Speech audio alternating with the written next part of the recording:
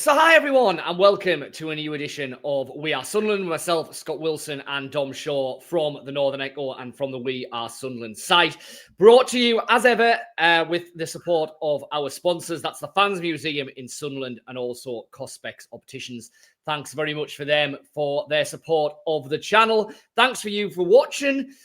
We always say if you're watching on the YouTube channel, then do give us a like, do give us a subscribe, then you'll miss none of the future videos. Let us know what you're thinking in the comments. If you're listening on the various podcast platforms that we're on, then give us a rate, give us a review. Dom, it's been a while, but we are talking about a Sunderland defeat. We'll have a rake through the Fulham game. We'll talk about some of the issues that were thrown up in that, and then we'll obviously throw it ahead to Bournemouth at the weekend. I mean, listen, they were going to lose at some point. It's absolutely no disgrace losing to Fulham. Obviously, the narrowest defeat you could possibly get. How much of a setback is that? How much do you read into losing at the weekend? I think it's the first time this season when you come away truly disappointed with a Sunderland performance and result.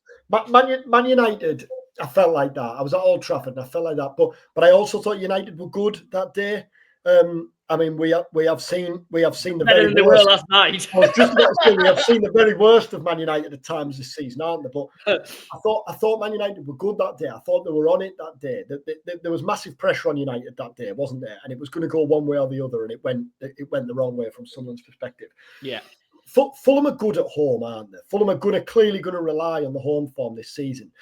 But I couldn't see Sunderland losing there this weekend. And I just think when you look at both what the eyes tell you and what the stats tell you as well, it's Sunderland's worst performance of the season, isn't it? And you're going to get them. You're going to get them. And I think when you look at the Premier League table, I was just having a look at it there before you came to me. There's 6 points separating 5th place Palace and 15th place Fulham. That cluster of teams in the middle, I think the more the season goes on, if Fulham are at home to Crystal Palace, Fulham are seeing that as a game, Palace are flying, but Fulham are seeing that as a game, we want to get points on the board here. I think those teams, that cluster of middle teams, are going to beat each other all season, aren't they? The disappointment is from Sunderland's perspective, you come away thinking, if we were at our best, we get something from Craven Cottage. But at both ends of the pitch, I think it just felt like they were off. I was going to say that probably is the biggest disappointment, isn't it? If you go and you get completely outplayed, fine. If the wheels just come off, if it's one of those days where everything goes badly wrong, maybe you have a player sent off or whatever, fine, those things happen. I think the big disappointment of the weekend was, Sunderland were all right. They were pretty flat. It's the first time this season where they've just lacked that intensity and that real kind of up and at 'em attitude that has got them, where they are basically. Now, there's lots of reasons for that. It's really, really hard to keep your standards up over the course of a 38-game season. Completely understand that. Like you say, Fulham are a decent side, especially at home. I think one of the questions that's been raised after the game is obviously Regis Le Bris named an unchanged side again, stuck with the kind of 5-man defence with Hatruda in it, which obviously we first saw in the win at Chelsea. It was then understandable that he kept it for Arsenal. For Everton, sorry. It was then understandable that he kept it for Arsenal. Given how well... Especially with Alderete out as well. Exactly, with Alderete out. Given how well Sunderland played in that, you could understand why he kept it for Fulham. Does it feel now, going back to a home game, off the back of a defeat, that actually it's maybe time just to shake things up a little bit this weekend, whether that is personnel, whether it's a return to the 4-3-3 that obviously has been the template for most of Sunderland's play under Le Bris, maybe both. Yeah, I think so. I think I can come. It's worked, doesn't it? I was reading the BBC report after the game at the weekend, and there was just a throwaway line in it where it said Sunderland are now winless in 3. Well, yeah, they are. But they've also lost 1 in 5. I think we know for a fact Regis Le Bris won't be panicking, and I don't think there's any need to panic whatsoever after that. But I also think I still think Sunderland's go-to, really, Le Bris's go-to, I still identify and associate Sunderland as a 4-3-3 team. Yeah. And I think Bournemouth, the type of game it is, and on the back of a defeat and a performance like that, I think it lends itself to going back to that. I think if Diarra's available, for example, that it picks itself, doesn't it? Because there's your midfield three. But even that, I don't think I wouldn't be surprised to see Alderete come back in. I think it was inevitable that he was left out on Saturday, wasn't it? After not playing. Yeah. Le Bris said last week, didn't he? He was actually disappointed that he'd been sent off and not played because he felt in the game, in the touchline, because he felt like he could have done some football. So I wouldn't be surprised to see Alderete come back in. But I think he goes back to a 4-3-3. I don't think it's beyond the realms that a possibility that he moves Gertrude forward and plays him in midfield, and plays that as the three, Xhaka, Gertrude, and Siddiqui as the three. And then he can still play Traore, Lafay. I also wouldn't be surprised if this was the weekend when he thought it was time for Brobby from the off for the first time. You can't blame it. It's one of those, isn't it, where Isidore was ineffective, but he wasn't helped. You can't blame him. He was a spectator, really, for the most part, wasn't he? Did Sunderland have 4 shots compared to Fulham's 24? But I just wonder, given that he's now got an excuse to freshen it up. I know we talked about this. Brobby is now clearly ahead of Mayenda in the pecking order, isn't he? I think Mayenda's case is a bit of a curious one, really. Again, he didn't come on until the 90th minute. But I wonder whether it's actually more probable than possible that Brobby is in from the off on Saturday. What do you reckon on that? I think there'll be changes. I'm with you. I think there'll be changes. Yeah, it feels like now probably is the time for Brobby. I just wonder, what does that mean? Does it mean that Isidore stays out?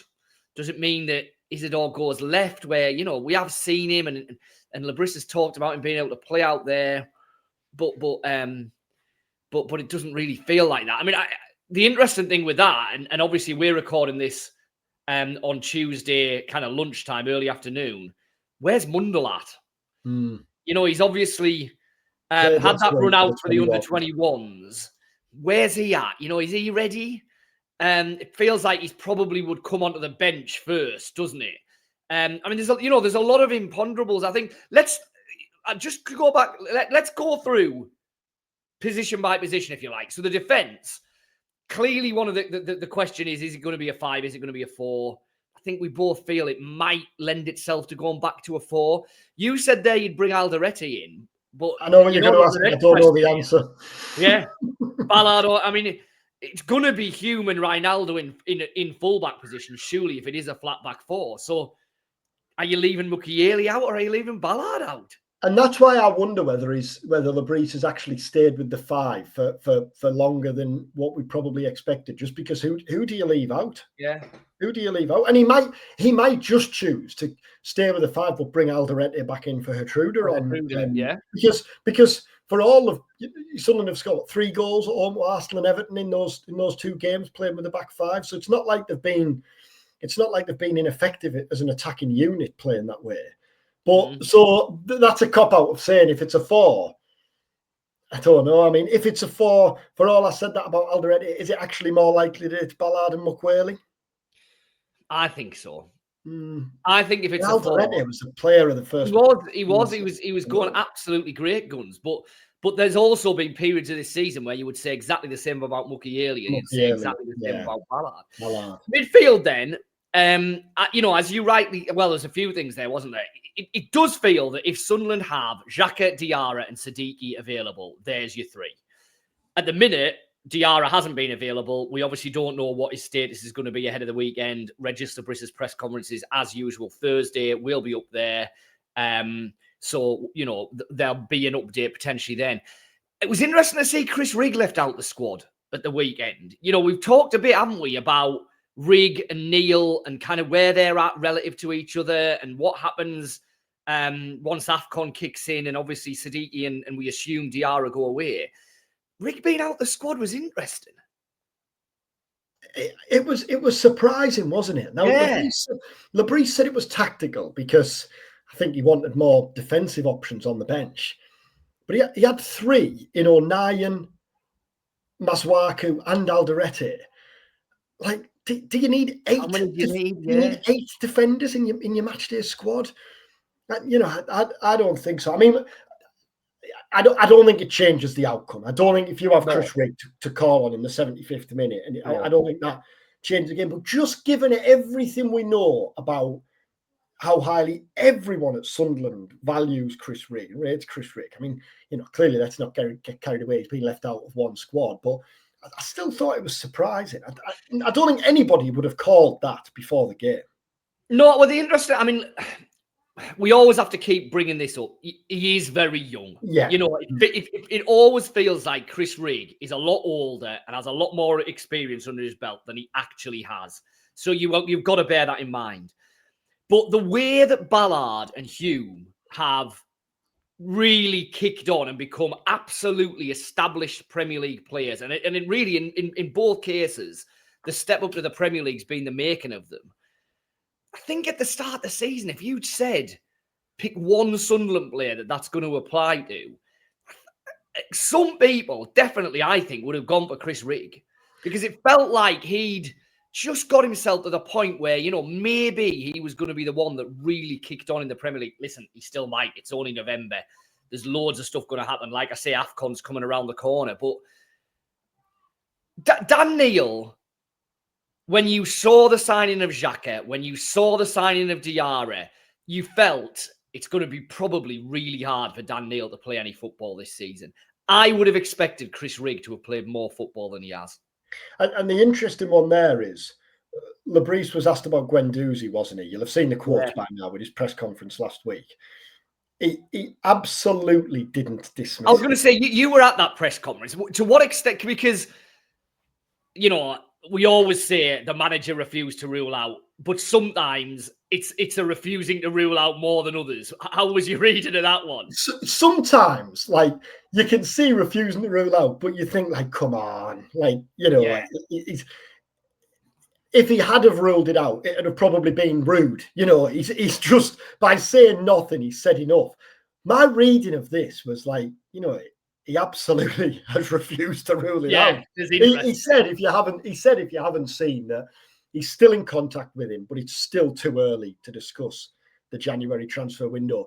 I always think with this, with in this sort of scenario, there's the context, isn't there? There's a backdrop of how would a manager normally deal with this sort of question? Yeah. And Le Bris can be pretty dismissive and pretty blunt, absolutely not in a rude way at all. He always does it extremely politely. Le Bris is effective at absolutely getting his message across. Something down, He definitely left one dangling for us to have a nibble at, didn't he? He undoubtedly left. That wasn't one of them where, we don't, I hope you don't disagree, but, we don't clickbait at the Echo. We don't do the headlines that you see elsewhere.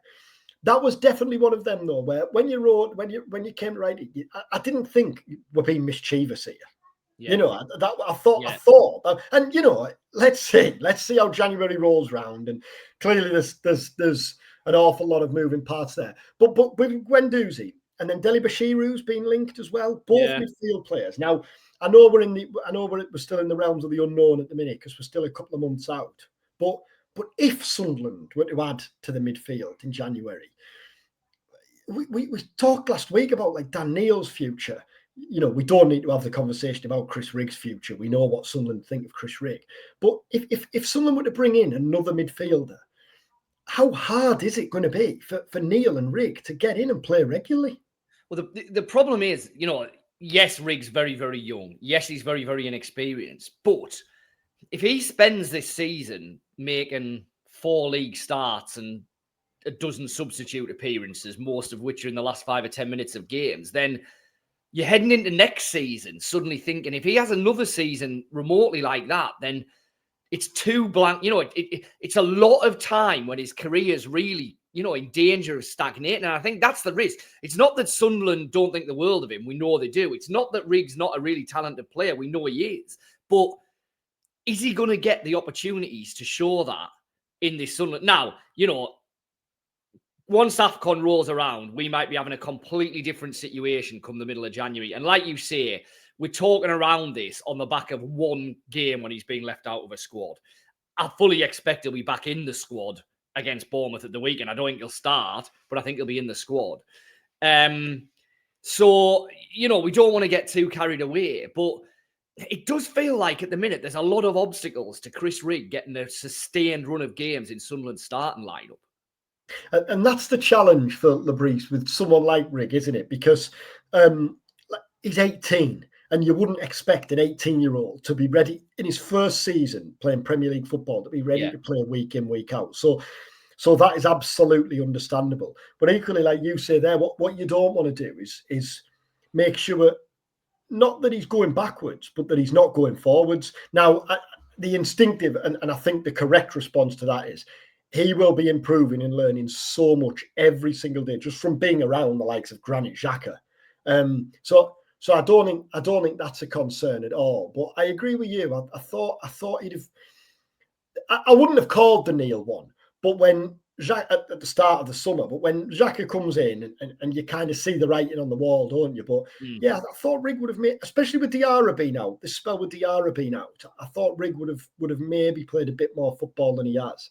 The other interesting one, and we touched on this last week as well, didn't we? A few reports doing the rounds the last day or so about Cirque in January. Now, it is just speculation at this point. So, that is one, Le Bris. You're going up there on Thursday, aren't you, to speak to the academy. That is one I'm sure Le Bris will be asked about there. He played the full 90 minutes, didn't he, last week? Now, that it might be the case that Sunderland are willing to cash in. It might be that his representatives are just trying to put a bit of pressure on Sunderland to try and get an answer in the contract situation, because that's benefiting nobody at the minute.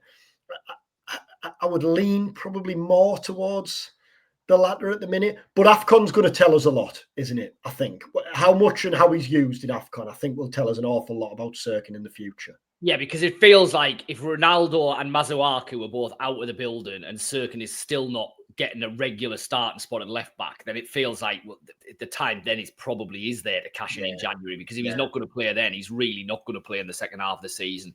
And it suggests that Le Bris isn't fancying him. I mean, I think Cirkin will play a fair bit, during that AFCON period. So that'll be his chance, and he's going to have to take it. What about the continuing to move through the pitch? The wide attacking positions, I think, are interesting, because it felt like at the start of the season that's where Sunderland had a fair few options, none of whom at that stage, mainly because a few of them had only just come, to be fair, but none of whom at that stage felt really nailed on. And yet, that's probably the one area of the pitch where actually we haven't, in the last month and a half, seen any rotation at all. I'm just looking here. Traore started the last 6 in the league. Lefebvre started the last 8. Talby hasn't started since the end of September. Having started the first, 5? The first 6. Right. And Adingra has started once since mid-September and only started 4 all in. So it does feel like Traore and Lefebvre comfortably, or have been comfortably, ahead of Adingra and Talby. Do you think that's justified? Do you think it holds this weekend? And where does Mundle, do you think, fit into all that? I think Mundle's a game changer, because he is an out-and-out left winger, and Lefebvre isn't one of those. The unknown with Mundle, 2 unknowns: the injury and Premier League football. We haven't seen Mundle play in Premier League. Yeah, so I think they're the unknowns there. I think Talby and Adingra have looked what they are, young players still in progress, and I don't think it's a surprise really that Le Bris has maybe gone with experience on that. Traore hasn't ripped it up, has he? There isn't a game yet where I've come away thinking like, what a performance that is. Yeah. But equally, I think that's fair. But I can see why Le Bris feels like he trusts him as well. So I don't think that's a surprise. And we know what he thinks of Lefebvre, although clearly he said last season on several occasions, doesn't he? He thinks he's better in a central role, but he's played more and more out on the left. I think what'll be interesting is, like, in March, what will be Sunderland's first choice wide duo then? Like, if Mundle stayed fit, will he have nailed down the place then? If he does, that automatically forces Lefebvre inside. But if you've got then Xhaka, Siddiqui and Diarra all fit, and possibly a January arrival, unless he rules out a move for Guendouzi. Then what do you do there? Yeah, I've got to be honest. just because he came from a Premier League club, I think I expected a bit more from Adingra. And we touched on this last week. I don't think he's been bad. I think that's overly critical, but I think I probably just expected a bit more from him. And the lack of minutes, really, I think backs that up, doesn't it? Yeah, I think that's fair, because I think, Talby stepping out of where he was stepping out of, having never played English football, 20. There was always going to be an element there of, this might need 6 months to bed in. Like you say, Adingra, he's played a reasonable amount, certainly, a fair amount of football for Brighton. And to be fair, you could argue that his role at Brighton actually is fairly similar to the role he's got at Sunderland, where he was in and out of that team a hell of a lot, wasn't he? It wasn't a case of him playing every week for Brighton at any stage he was down there, really. It always felt like he was in and out. And that's kind of how it's ended up at Sunderland. I'm with you. I think Lefebvre is in a different situation, because I think we all know he's playing out there, and really it's not his most natural position. And he's had some really good performances out there. When maybe he'd be even better if there was a formation where they could get him as a number 10. The other three, though, Traore, Talby, Adingra, I think I would probably make the same argument with all of them. That they've all been okay without any of them really ripping up trees and saying, I absolutely have to start week in, week out, which is why it feels like there is a chance for Mundle. Had Talby been playing on the left, or Adingra been playing on the left, and absolutely playing brilliantly every week, then you'd be looking at Mundle thinking, will he be going out on loan in January? Well, at the minute, you're thinking if Mundle comes in and has 2 or 3 really strong performances, he could start as Sunderland's left-sided attacker for the rest of the season. Just before we move to Bournemouth, you mentioned there about Mundle going out on loan, and I was going to come to that, because it feels like we've spent like 15 minutes or so going through several players who are first-team players, but right there on the fringes. Neil, Rig, Sirkin, all the wingers there. Touched on Mayenda. Is a loan in January realistic for any of them, or does that risk leaving Sunderland short? I mean, clearly we'd be better players to you knowing what Sunderland are going to do in terms of incomings. But as things stand now, like what I don't know, what are your thoughts on that? We keep on raising. I think with some of them it'll depend on how much football they play during AFCON. And to what extent do they grasp the opportunities it looks like they might get while other players are away? If Dan Neil goes in and plays 4 or 5 games during AFCON, looks perfectly at home in the Premier League, then I don't see what you gain from sending. I mean, look, to be fair, Neil's situation with the contract, it's a bit different anyway. But you get my general point. Mundle's probably the one, having been out injured and everything for so long, and not having played really regular football for a long, long time now, that if he wasn't going to be playing regularly in the second half of the season, ripping it up at the top end of the Championship for 6 months might do Remain Mundle a lot of good. But like I say, at the minute, it feels like there's potentially an opening for him there in Sunderland's first team. So I think you give him that chance at the minute. Mayenda, you can make the argument that he would probably benefit from playing a fair bit. And like I say, if he went top end of the Championship and scored 8 goals in 12 games towards the back end of the season, then that could be the absolute making of him. But you're only a Wilson Isidore injury away from Mayenda either starting for Sunderland or being your next cab off the rank off the bench. So the way it stands at the minute, I don't really see too much of an opening for any of those players you've mentioned there to go out on loan. No. Now, you've still got the flotsam and jetsam, should we say, of the squad that they couldn't get rid of in the summer, that clearly loans, sales, whatever will be on the agenda of there. Names that you've almost kind of forgotten about, but are still there. But the ones who are actually actively part of Le Bris's first team plans at the minute, I think will probably stay that. Yeah, we mentioned the wide players there. I can't see Jan Paveda forcing his way into Le Bris's plans. Or I think they'll struggle. I think they'll struggle. That back-to-back in the same week, Liverpool and Man City away games, is that where Jan Paveda is going to be thrown in? Like a new signing after featuring on the bench. Now that would be twisting it a bit from the old press conference. Yeah, but Bournemouth, I think Bournemouth are reminded what I was saying at the start there about that cluster of teams. Like yeah, a couple of weeks ago, there was genuine talk, but Bournemouth second, and there was talk not about whether they were in the title race, but certainly whether they could play in the Champions League. I mean, they're only 8th now, but I think it's 1 win in 5. They've conceded 9 goals in the last 3 games, and they've been better at home than they have away this season. Like Bournemouth are a good side, but it feels like Sunderland could have worse games this weekend. Yeah, I mean, it feels a bit like Bournemouth's game last weekend kind of sums them up, where by all accounts, for 40 minutes, they were absolutely horrendous against West Ham. Made, one of the worst teams in the league look like Barcelona, and then by the end of the game, probably should have won it. So, cost me on the treble, so I wish they did win it. Oh, really? Yeah.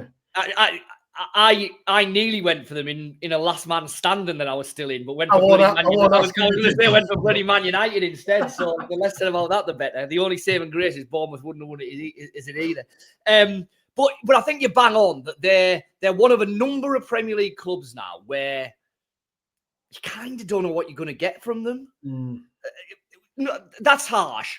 That's harsh. They're good teams. You're going to get a certain level off them. But the gap between them at their absolute best and them at, fairly average performance for them is quite big. I'd have Fulham in there from last weekend. I'd have probably Brighton, probably Brentford, Bournemouth, maybe Newcastle at the minute. Liverpool. I mean, you're starting to see it a bit more from West Ham. Their flaws come up a bit. So Bournemouth are a good side. There's no doubt about that. I think getting Semenyo back will be massive for them. I think he is probably their best player. And by all accounts, they missed him last weekend. Obviously, they had a bad international break, didn't they? Clivert picked up a really serious injury. They had another couple that got injured. So there are issues within that team and within that squad. But they're a good Premier League side. But probably in the same way that Brentford were a good Premier League side, and Everton, I'm looking at there. Sunderland dealt with them earlier in the season. Everton, similar, and obviously that was the classic game of two halves. I think what I'm talking my way around of saying is that this feels like a good opportunity for Sunderland. It's definitely a winnable home game, but I think it's probably just further proof that you can't really take anything for granted. Is there a prediction there round the boats? Yeah, there was a lot of waffle there. I think there was a lot of waffle there. I think Sunderland will win, and I actually think it's quite important to do it. I mean, look, Liverpool away at Hellfire looks more like an opportunity than a daunting game at the minute with the way they are, because who've Liverpool got this weekend? Is it West Ham away? Liverpool are away at West Ham, aren't they? Well, the pressure that's going to, regardless if that goes on, really, I think the pressure that's going to be on them next week. Then you've got Man City, and then you've got Newcastle. This feels like, I think, an important game, because for all I've said there, Sunderland have lost 1 in 5. If you don't win again at the weekend, then it just builds pressure ahead of those Liverpool and City games. So I think it feels significant this weekend. I've waffled my way around it so much, and in the end, I think I've convinced myself that I'm going to go 1-1. 1-1. I could see a draw.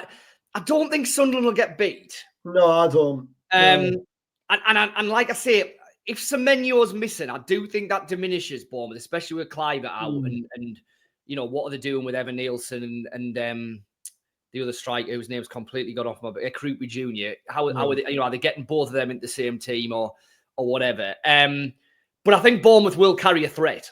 I think they are good going forward. Tavernier is a really good player. I do like Evan Nielsen. He brings people in the game. If Semenyo plays, clearly he's a massive threat. Completely different player, by the way, the one we saw at Sunderland. He's one that you absolutely forget played for Sunderland. Good piece to be written there, isn't it, out of this? Really.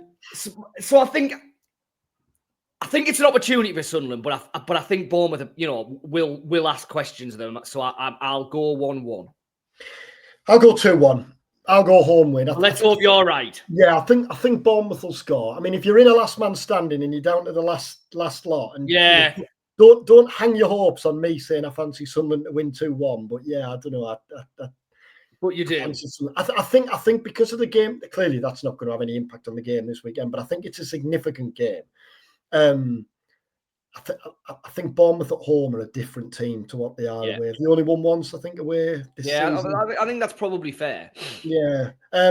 Right, we'll wrap up there. If you're watching on YouTube, you'll see our latest offer that's running across the bottom. I know we talk about it every week, but it's just £6 for 6 months, or £26, which will take you through to the end of next year. And that gets you full access to all our coverage, all our Sunderland coverage at the Northern Echo. If you go on the Echo as well, by the way, we're giving tickets away, 2 pairs of tickets for the Bournemouth game this weekend. All you need to do is subscribe to be in with a chance. That gets you access to the Founders Bar at the Stadium of Light before the game as well. The cracking prize, that, by the way. Get yourself. You got to be a subscriber, but it's a free draw. We're doing it for the vast majority of home games this season. Keep an eye on it, because 2 tickets, and like you say, in the Founders Bar, it's good stuff, that.